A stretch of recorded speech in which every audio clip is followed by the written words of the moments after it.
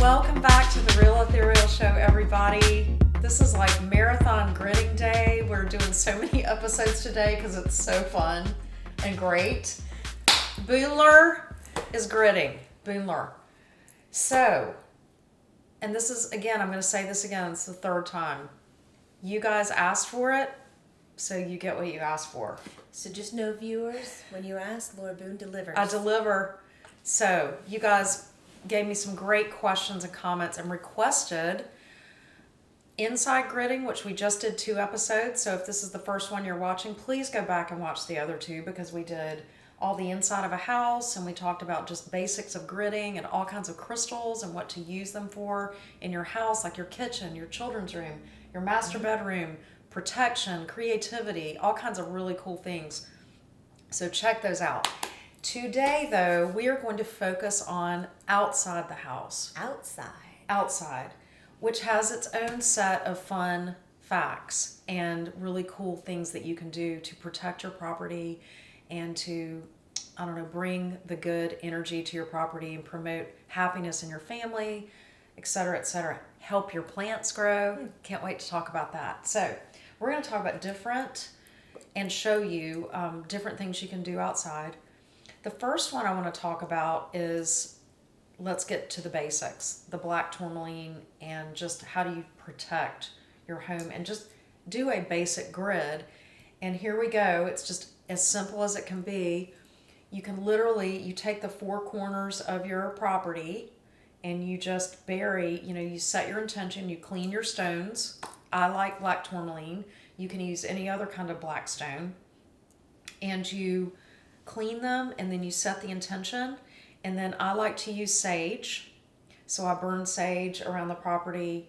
And then in the 4 corners, I dig a small hole and I put the tourmaline in the hole and in a grid pattern. And it gives your house protection and it clears the negative energy and keeps it from coming in. It almost forms, you guys, a fence. And we talked about in the first episode, because people are like, what is she talking about? A fence. These stones, the energy, it creates like an energy, they call it a grid. And it's like the stones talk to each other. Mm-hmm. That's the way I like to say it. But like Jamie said, they're not actually speaking, but their energy is aligning into a shape. Now, common question is, well, how many people's yards are exact squares or rectangles or an exact circle? Well, they're not. That's okay. Just put it roughly as close as you can around the 4 corners of your property. You could live in a townhome and have one of those little tiny yards. Just put it in the 2 corners of your little patch, right, of grass, and do it in the back as well, and you've gridded your property. So this is not anything to stress over. It's something to use intuition about. And the main thing is setting your intention and really owning your property, owning your space, owning the energy of that space, setting intentions around what do you want life to be like within this grid? What do you want to keep out of your personal family space or your home space? On that note, what do we want to keep out most of all? Crime, right? There is a special stone that is known to protect you against crime and to keep crime away from you. Did you know that? No, I did not know this. I'm serious. It's an agate, and it's called Sardonyx. It's spelled Sardonyx. What does this look like? Sardonyx. We're going to show a close-up of it. I have... I don't even think they have it. They don't have it pictured in there. Really? No. But it's actually multicolored, Jamie, and it is typically a brownish black color with kind of hazy white patches in it, but it can also come in many different colors. So if you're ordering something online, I would stay away from the colors of Sardonyx because I think that's where people can send you like fake stones. But if it's brownish black and has kind of this white cloudy area, that's Sardonyx. And I just put it right in there with the tourmaline to protect my home. Here's another great tip. I like to, if you can't dig right in front of your doorstep, then literally tape it to the bottom rim of your door or underneath your mat. You can literally take like duct tape, tape it underneath your mat. It's You're welcome, Matt. Like, welcome, but not to everyone, right? And that's just sort of energy moment, right, at your doorstep. Or dig in your yard right in front of the front door. It's a great plan. It's a great plan.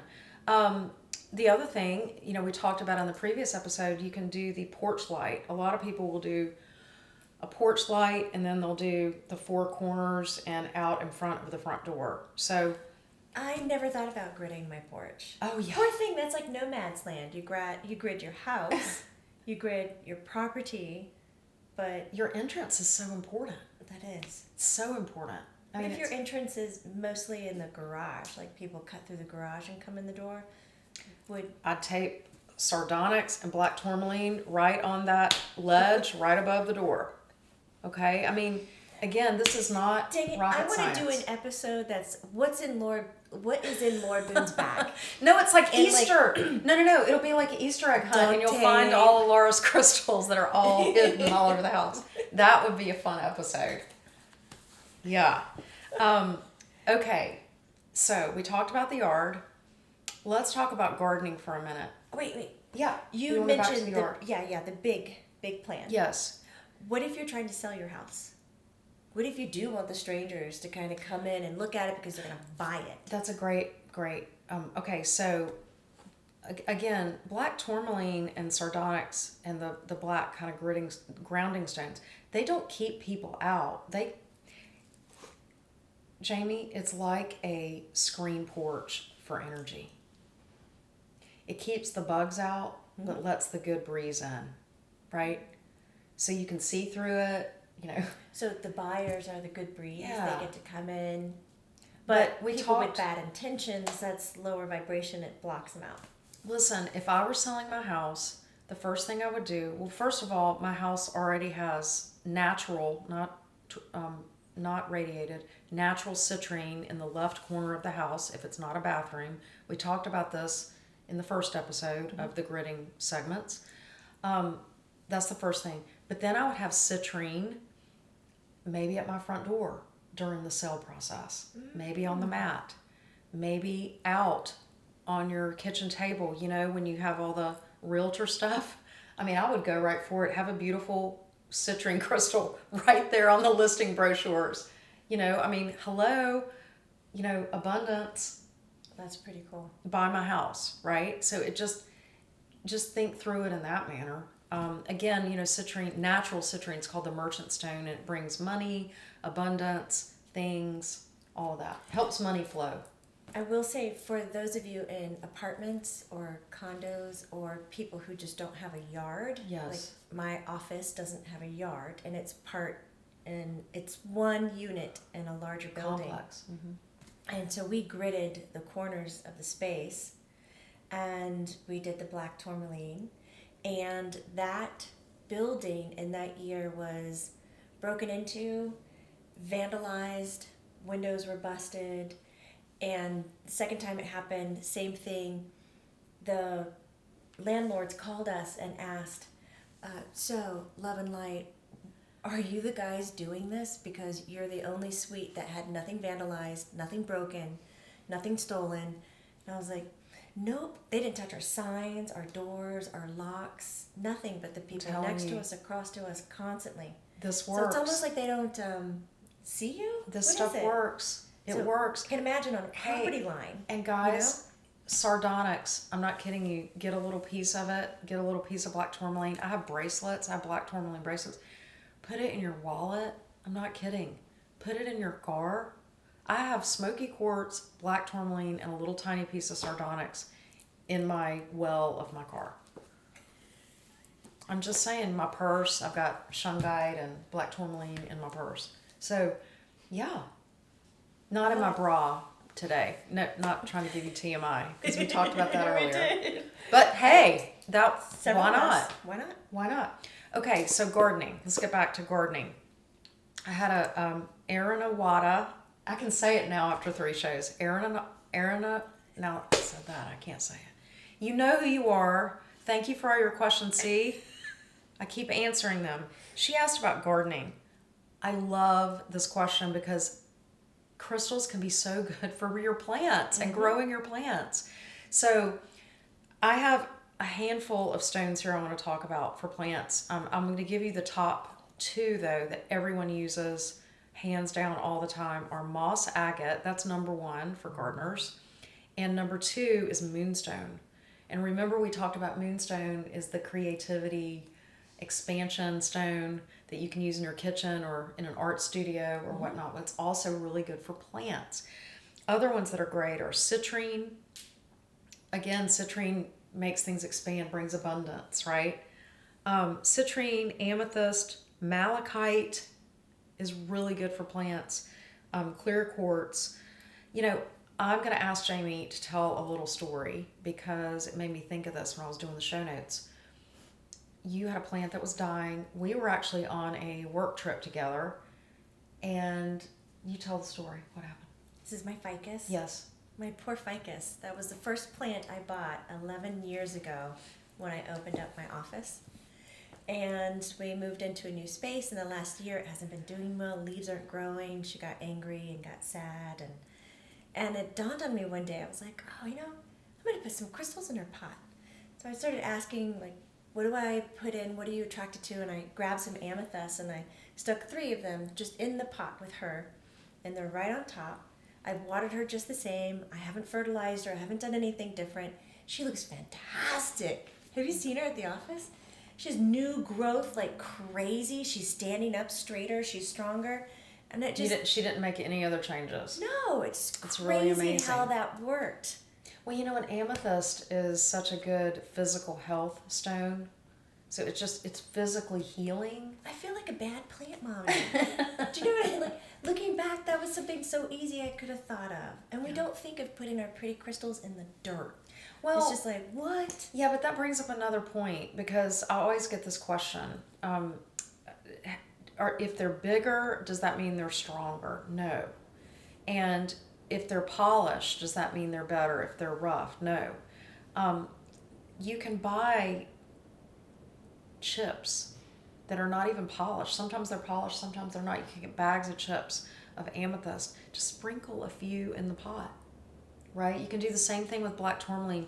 You know, Jamie brought these beautiful cathedral chunks of tourmaline.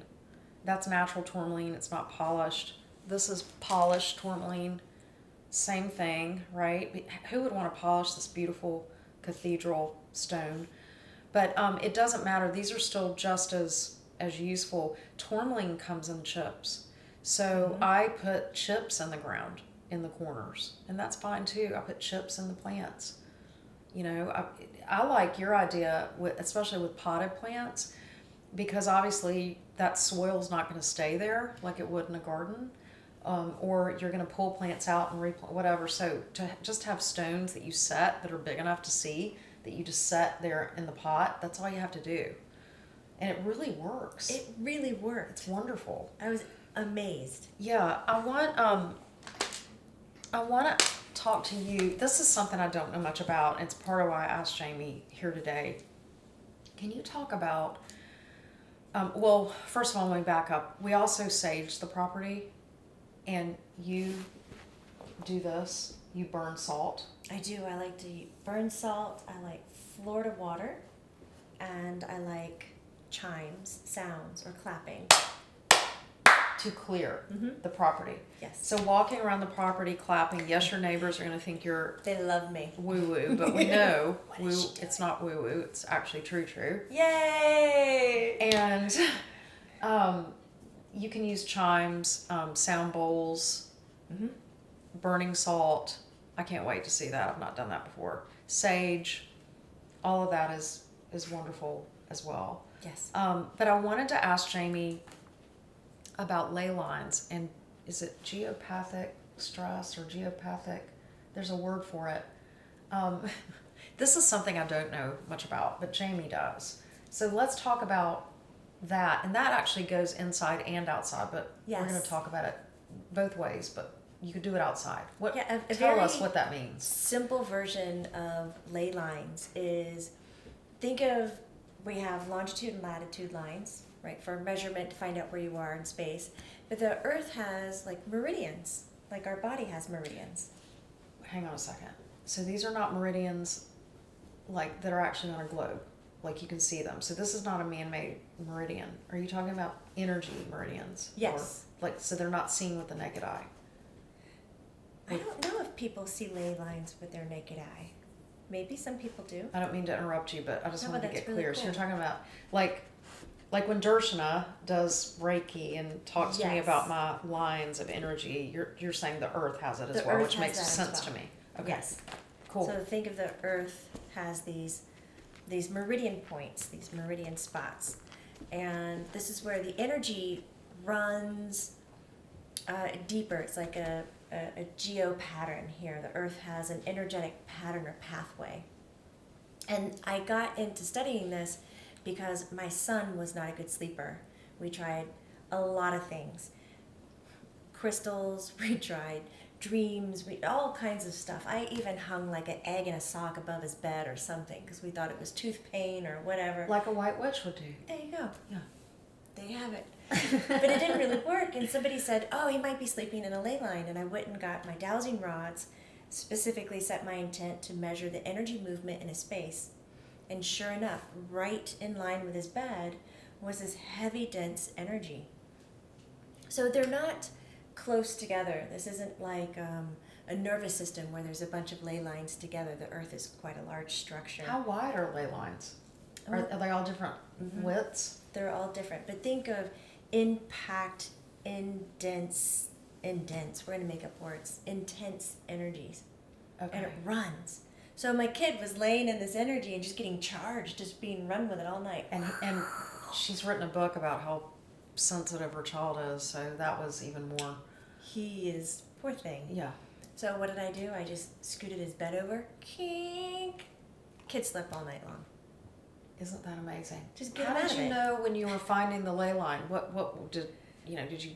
Dowsing rods Cold went or- crazy. So the dowsing rods do it. Me, energetically, I didn't sense it, but we don't spend a lot of time on top of the toddler's bed where it was. So it's not like I had, I don't know, an energetic awareness of it. I had to use a tool to find it.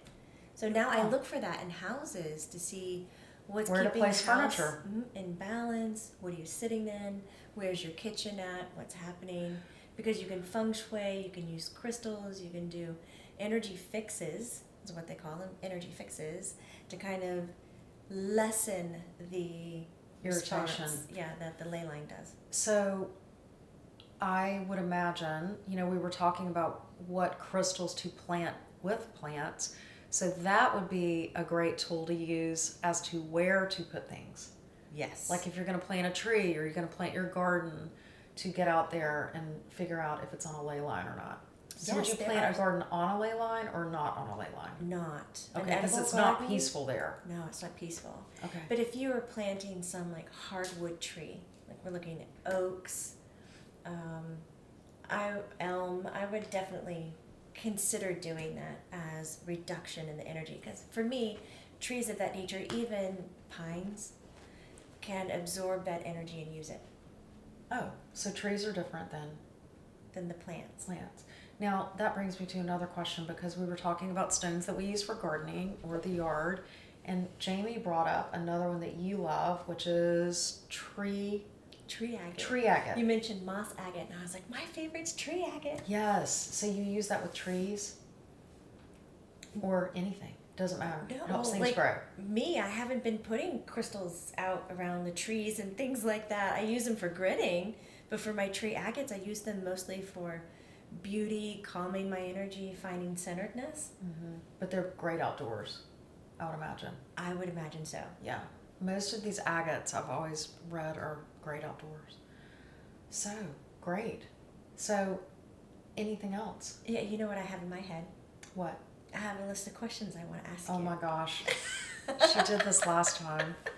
Okay, I hope I can love answer this them. because you're a wealth of knowledge, and I can sit here and talk to you for like 4 or 5 hours, and I still leaving going, well, I wonder what the... I'm like, oh, let's ask her next time. Okay, shoot. Okay. I feel like I'm on that game show or whatever. We Go need ahead. a bell. Do I need Yeah. to get a bell? And just open the bell. Got it. I know that answer. Time's up. Guess Yeah. what? You're going to be the only one answering here. Okay. Okay. Um, if I had a property that was on an old warfield battle, so we have spirits that have crossed over in untimely manners, how would I grid the yard? Well, black tourmaline, always. I would use smoky quartz for calming. I would use rose quartz. I would use salt. I would literally walk with salt around because salt helps people. I believe it helps transition and it just helps clean. And that I'm being intuitive right now. I would use salt. I also, I brought this up a little earlier. I would use the Bloodstone because it's the soldier stone. It's a, it honors soldiers as well as it helps them be calm. I would use carnelian Really? and hematite. And I'll tell you why. It reminds me of blood and red, and hematite actually heals blood. But if there's been a bloody battle, it's very sacred to honor the blood that has gone in the ground. In other words, these moments have been, and it grounds the energy and asks the earth to heal and to receive that back in the ground. When these pieces of land are desecrated in that manner, death is not a bad thing. Death is a part of life. But in these moments, nothing's been honored. Nothing's been made sacred. In fact, it's been the sacredness of the dying has been desecrated. So these moments of honoring the blood that's been spilled, like acknowledging it, getting with it, and honoring the blood that's been spilled, and asking, these stones to help bring it back into the earth and bring this earth peace, because that energy, hangs on it. It's the disruption and the lack of respect. The Native Americans talked about this a lot. It's a lot of the healing and bringing harmony is about respect. Wow. Anyway, that was a long answer. Sorry. Go ahead. Ding. Okay. What about if your property has been burnt to the ground or wildfires has kind of taken out the yard? Well, I would definitely use my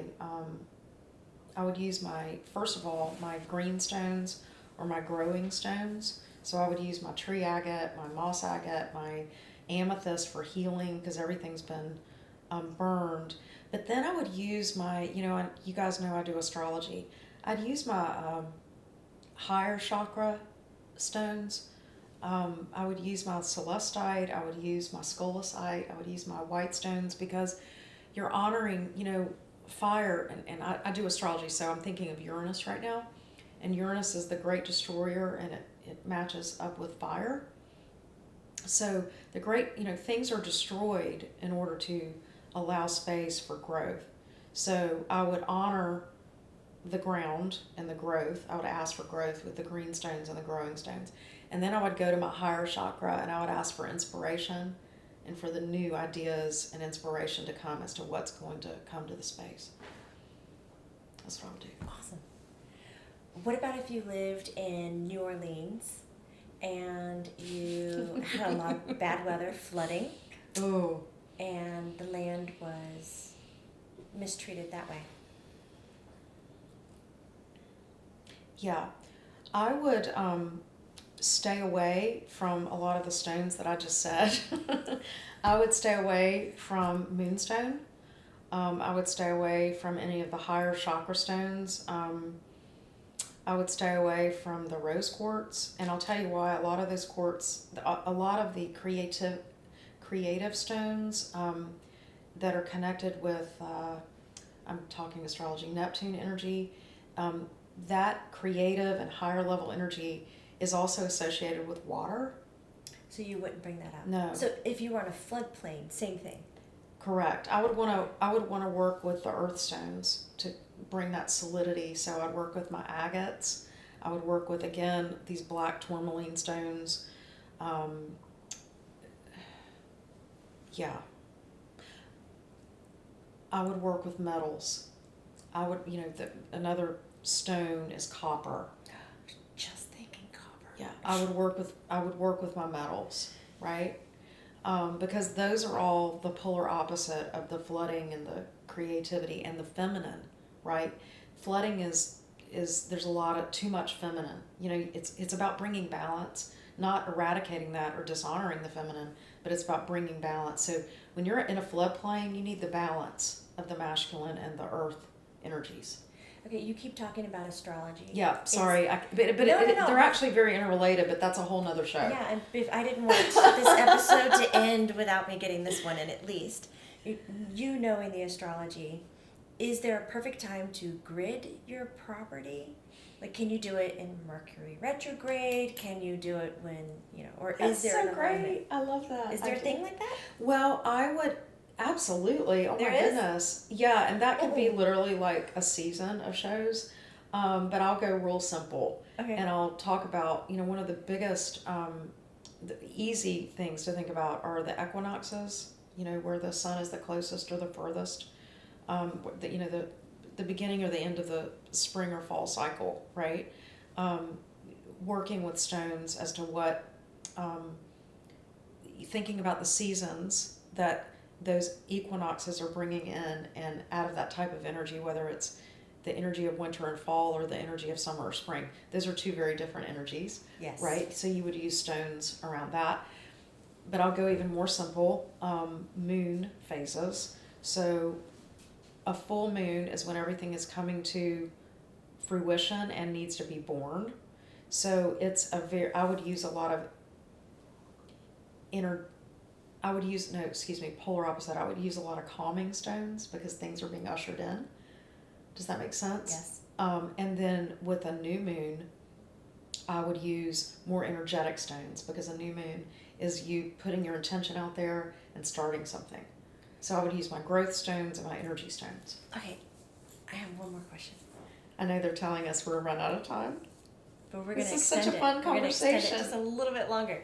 You're mentioning full moon energy, and that lets me think of, oh my God, that changes. We don't have full moon energy all the time. There's not a consistent. Do I go out into my yard and dig up those stones and then bring them back in and plant a new one? No. Like in the next... No. Can I reuse those stones? Sure. If I go out there and I dig them up. Sure. Absolutely. Here's the thing. I love stones because, first of all, they're from the earth. Yes. And they're from all these cycles. That's what they're made of. And so are we, by the way. And they're a lot older than us and a lot more resilient than us. And I'm 99% sure they're going to be here after us. So it's hard to mess them up. It's hard to do something wrong with them. They're just here to help us, you guys. And Isn't that a nice thought? I've noticed today you actually wore proper shoes because I have seen Laura Boone out with a shovel and like her Heels. Jimmy Choos and a little tiny bag of crystals. Her nails perfectly done as they are today, full jewelry, just digging, burying the crystals. And so I was like, you know what? I'm going to wear nice shoes this time as we do this And house. I wore my combat boots. And Yeah. she wore combat boots. Oh my gosh. So I think we've got like 3 more show topics that we just discovered while talking today. But that was such a great conversation. I hope you guys got something out of it. If you have questions or comments, please write us. Please. And I can't thank you enough. This has been excellent. Thank you for having me here today. We really, really love you guys. It's because of you that we are here. So thank you so much for watching and continuing to be a member of the Lighter Side Network. Yes. Thank you. And we'll see you soon. Yes.